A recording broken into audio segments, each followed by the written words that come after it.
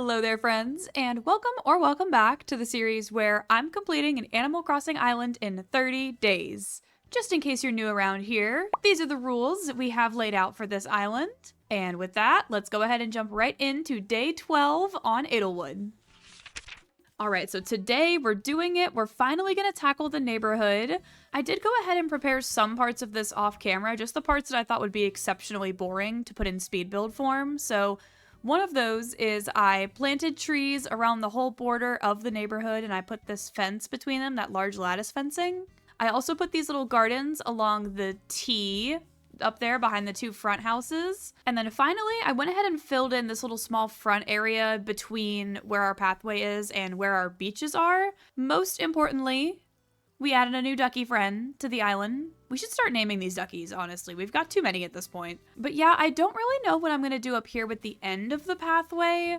I'm kind of thinking about putting like a little boardwalk area or something up here. Or maybe we'll get to it in like a little filler episode because I feel like as we near the end of the island, we're going to have some awkward little spaces left to fill in. So I don't know.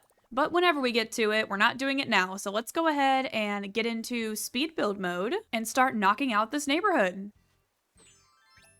Alright, now this speed build is kind of a weird one for the channel because I had actually started working on this speed build already and I already had parts of it recorded, but I tried something a little different, and I guess maybe in a 30-day challenge where I only have so many days to record videos and get stuff done, maybe wasn't the best time in hindsight to just try something new and mix it up, but I had tried to record this video in more of like an as we're building commentary sort of thing. Not like my usual videos where I speed up most of the footage except for maybe the highlights at some point and then just kind of talk over it after it's been recorded, but trying more like a Sparksby level of gameplay. You know, if you've seen any of Sparksby's videos, you'll get what I mean, but if not, definitely go check her out. I love to watch her videos while I'm building on my own island. So I was like, maybe I could try my hand at something like that.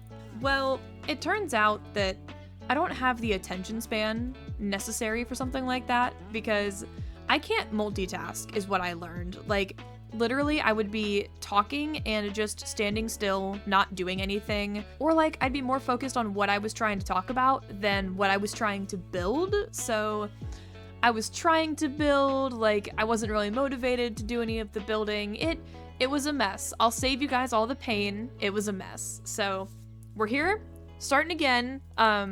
We're basically just rebuilding a lot of what we had. There were a couple little things that I didn't really like that I changed, or some areas that I wasn't really inspired for. Like the first attempt for Gonzo's house was literally just like there were leaves and flowers in his front yard. There was nothing special. But as I was taking all of that down, I had the thought of like, oh my gosh, he would totally be the kind of villager to come out and like sit in his front yard with a cup of coffee in the morning and come listen to the birds and stuff. Like, I don't know, and maybe that's just because he's like one of the older quote-unquote villagers, like how kind of Dobie is too, but like that's something that my grandpa used to do. He and my grandma would go like make their coffee and sit out front on their porch and listen to the birds and like watch the kids play in the street and stuff like that, and like just very wholesome grandparent things. And I also get that vibe from Gonzo, so I kind of wanted to roll with that.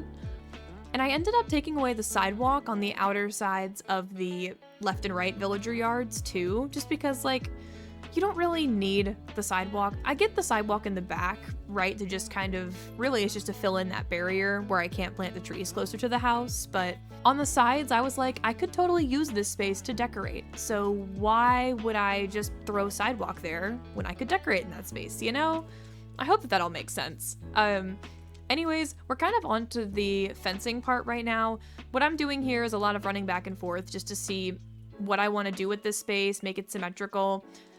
And actually, speaking of removing the back layer of sidewalk, I decided to do that here too and instead replace it with the brick code because we end up putting like a garden bench and a street light there, and I just thought it would look better on the dark sidewalk than it would on like the kind of already reddish sidewalk. So that's what we end up doing there. And that center point right there between Biskit and Dierdre's house is actually like basically my problem child for this build. In the farmer's market build, it was the rivers and stuff, but in this build, it is this freaking center spot because I put it there because I really wanted to like it. I wanted to like the cute little swinging bench so bad, but I don't think I can bring myself to like it. I think the fence behind it looks too awkward.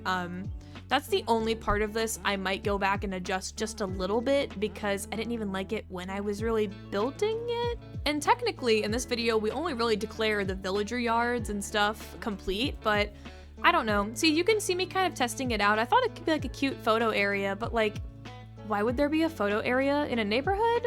I don't know. I think a lot of this build is just me being too critical of myself because I don't really know how to do neighborhood builds. Although, we talked about that a little bit in yesterday's episode, and I am glad that we decided to knock this build out before we moved on to the fair like I originally wanted to do next, because now that I've done it, I definitely get why past Ashley wanted to put this off so badly. Honestly, future Ashley kind of wants to put it off too, but it's already done, you know? And actually, this probably is the build that made me realize I am so grateful that we put that rule in place of not being able to change things once we're done with them, or like once we declare them completed. Because if we didn't have that rule in place, we would literally spend the rest of the 30-day challenge just watching me go back and forth and trying to figure out how to do this neighborhood. I don't know, I've obviously doing this voiceover and building it, I've been staring at this build for a lot, and I think I've finally figured out what my problem is. I think that maybe like our first take on resident services, this build isn't as urban as I kind of wanted it to be, but like, it's small town, you know. I kind of was like, I've been to some towns before where the houses they have very small front yards, granted, but they do have like their own front yards and things, so that was kind of what I was going for. I'm not sure exactly how well I pulled it off, but the point is, I pulled it off, and it is done now, so I'm actually really thankful about that in this case. But speaking of villager yards, we're kind of moving on to some of those now. We're working on Boneses? We're working on the front yards for Bones and Anchovy right now. And like, you guys have probably noticed this in the last couple of builds, but I love those like Schefflera trees. Schefflera. I literally use those things everywhere. Like, I love them. Definitely my favorite of like the plant items that we have in the game. It's honestly kind of wild to me that out of all the plant items we have in this game, that's really the only one that I like. The Monsera is like fine. The Yucca is like fine, but I don't know. Maybe I just like the like plants and flowers with a lot of like leaves and foliage, because all the other ones just feel like the plastic plants you would get from like a Hobby Lobby, you know? They don't feel like real, whereas the Schefflera looks like it's a real plant in a pot. Or maybe I'm just thinking too deep about the plants we can use as decoration in this game. That's also valid. But anyways, let me go ahead and show you what Mr. Bones' house ended up looking like.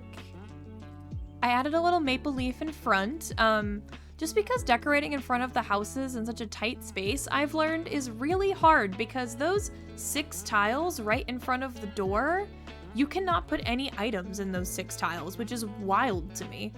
But, I mean, I understand that it's because, like, villagers have to be able to get in and out of their homes, but I don't know. I was having a hard time making those spaces feel, like, full. So I used a couple dropped items there, and I also do that over here in Anchovy's yard too. We go back after the fact and add a little pine cone in his yard. But I also have to be really careful with the amount of dropped items I'm using on this island, because while ordinarily I would just use them everywhere, like all the time, and not think twice about it, the amount of dropped items you have on your island actually really negatively impacts your star rating if you get like past a certain point.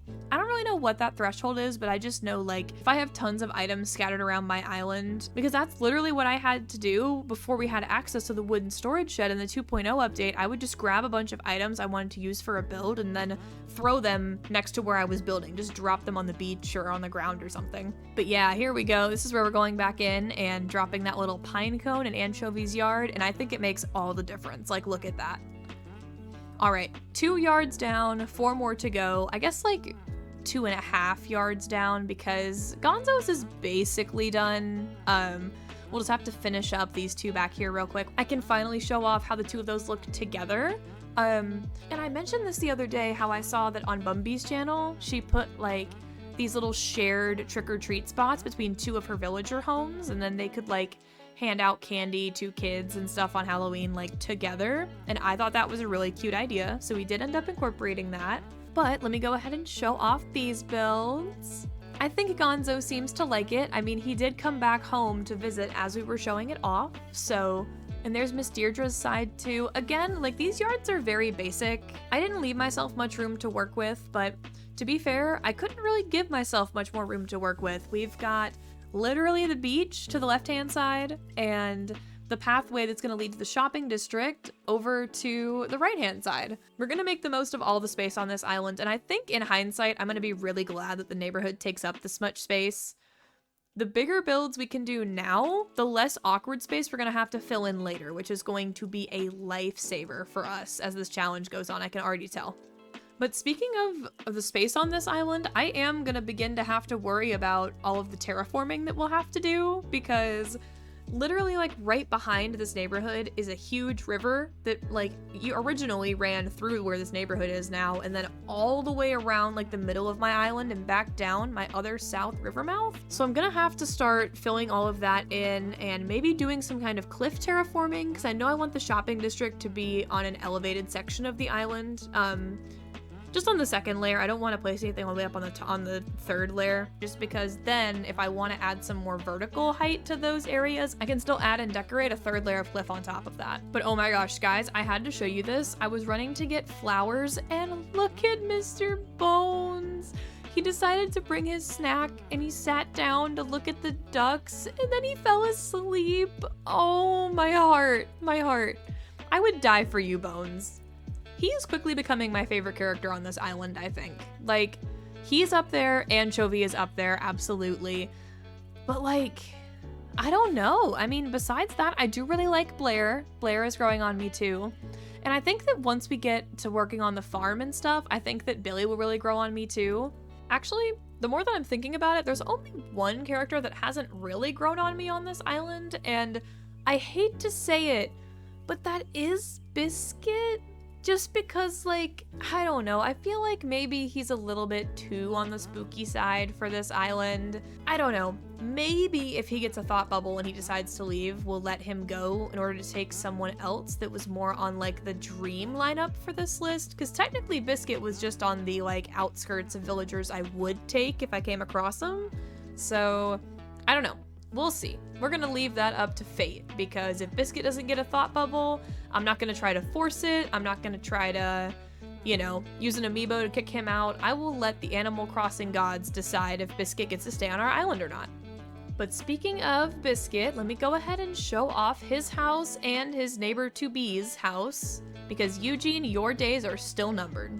But yeah, here's their houses. I wanted to make them look a little bit more spooky than the rest of the neighborhood, like they had maybe put up some decorations and stuff for Halloween.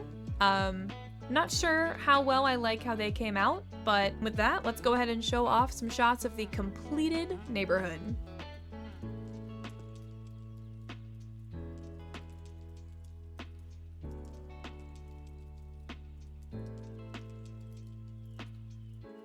All right, and we are going to do our outro here with Mr. Cutie Bones, because how could we not? But yeah, as always, please let me know what you guys thought of today's video in the comments. Leave me feedback on this build, please, if you can think of ways that I could maybe go back and improve it. Now, technically the rule is we could change it after the October 31st deadline, so maybe I'll do an episode sometime in November where we kind of go back and give a facelift to these certain areas, so please leave your feedback in the comments below.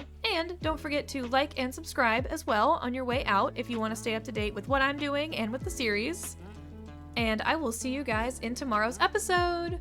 Bye!